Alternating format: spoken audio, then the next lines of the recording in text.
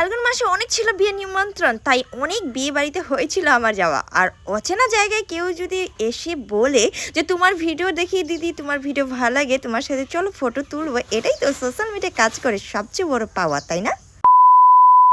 যাই হয়ে যাক না কেন, সকালের শুরুটা কিন্তু চা দিয়েই করি। তো হাই হ্যালো এভরিওয়ান, কেমন আছে তোমরা সবাই? আশা করি খুব ভালো আছো, সুস্থ আছো। সকলকে নমস্কার জানি আমার জীবনে আরেকটি ব্লগ শেয়ার করতে চলে এলাম। প্রচুর কাজ, তার মধ্যে পুচু সোনার জিত আমাকে বাইরে নিয়ে যাবে, তো হবেই পরে, আগে জিতটাই পূরণ করা যাক। তো দেখো এইদিকে সবকিছু রয়েছে, পরে এগুলো সবকিছু এখন ধুবো। সামনে রেখে দিলাম পুচু সোনাকে, কারণ সে আর কথাই যাবে।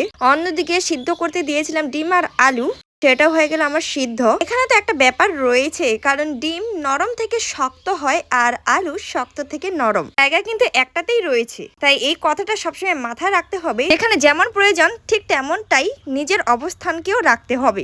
বারবার তোমার সাথে খারাপ ব্যবহার করবে আর তুমি সবসময় নরম হয়ে থাকবে, সেটা হলে কিন্তু চলবে না। নিজের মূল্যটা বজায় রাখার জন্য তোমার অবস্থানটাও সঠিক রাখতে হবে। এত কাজ করি, তার মধ্যে কোনো কাজে কঠিন লাগে না, কিন্তু এই বাচ্চাদের খাওয়ানোর সময় সেই কাজটা অনেক কঠিন লাগে। এবার ভদ্রমতো খাওয়ার পর চলে যাচ্ছে বাইরে, আর খাবে না বলে। তাই আর কি করব, ভাতগুলো না ফেলে আমি খেয়ে নিচ্ছি চট করে। মাগুসোনা সকালবেলা চলে গেছিল স্কুল, আর আমার এটা ওটা করতে করতে মাগুসোনা চলে এলো বাড়ি।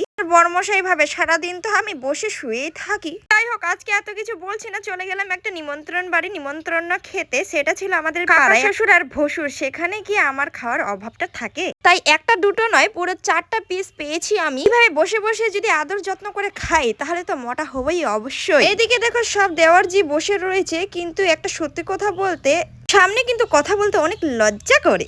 ভিডিওটা আমি করিনি, করেছি তো। যাই হোক, এখানকার বিয়েটা এখান থেকে করছি আমি শেষ।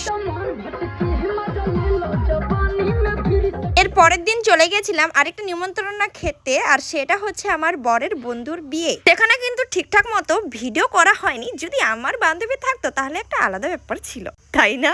না এরকম ব্যাপার না, সেখানে আমার ইচ্ছে তাই আসার সময় একটুখানি করেছিলাম বসে বসে। দেখো ওইদিকে নাচ করছে বরমশাই, আমার 2 বাচ্চা, আর আমি বসে বসে। সাথে তো আমার বরমশাই বন্ধুগুলো রয়েছে।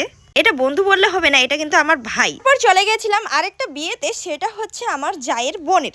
যাই হোক, কনে যখন ফোন করেছে যেতে তো হবেই। আমার কিন্তু ক্যামেরা অন ছিল না, যখনই দেখলাম বরমশাই কাজ করতে বসেছে তখনই কিন্তু ক্যামেরা অন করেছি। ভাবছি আমি হয়ে যাই বরের বরযাত্রী। রানী ছিল কিন্তু আমার ননদ রানী। বিয়ে বাড়ি খেয়ে আসার কথা ছিল অনেক আগেই, কিন্তু এই যে বরযাত্রীদের জন্য আমাদের থাকতে হয়েছিল সেখানেই, কারণ তাদেরকে দেখা করবো তারপরে আসবো। তো যাই হোক, তাদের সাথে সাথে আমরা টিফিন খেয়ে নিলাম, তারপরে চলে আসবো বাড়ি। যতক্ষণে গাড়ি বার করছে ততক্ষণে করে নিচ্ছি, বেশি ক্যাপচার করিনি। আগেই বলেছিলাম এইটুকু ছিল এই বিয়ে বাড়ির ভিডিও।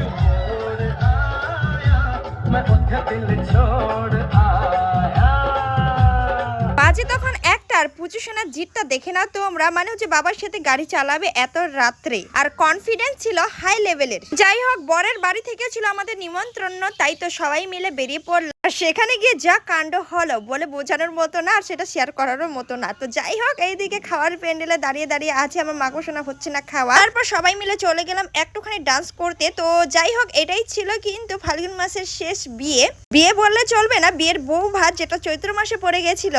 সেখানে অনেক দিদি ভাইয়ের দেখা হয়েছিল যারা আমাকে আমার ভিডিও দেখে চেনে। তো এটাই ছিল আজকের ব্লগ, কেমন লাগলো অবশ্যই কমেন্ট করে জানিও। ভালো থেকো, সুস্থ থেকো সবাই। আমি নিচ্ছি এখান থেকে বিদায়। আর দিদি ভাইটি কি বলছে একটু শোনো।